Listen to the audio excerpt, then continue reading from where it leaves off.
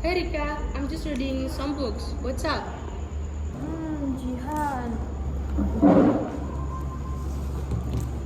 Actually, I'm doing my English homework, but I have some difficulty.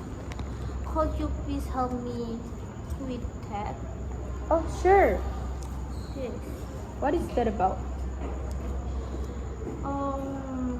It is about regular and irregular verb. I forget about some of them. Oh, it's easy. Just open your dictionary and you can easily find them. For me, I lost my dictionary. Oh my god. Could you let me yours? Of course. It's on the bookshelf. It's the second now. Could it? Yes. I'll return it soon. Thank you, Jian.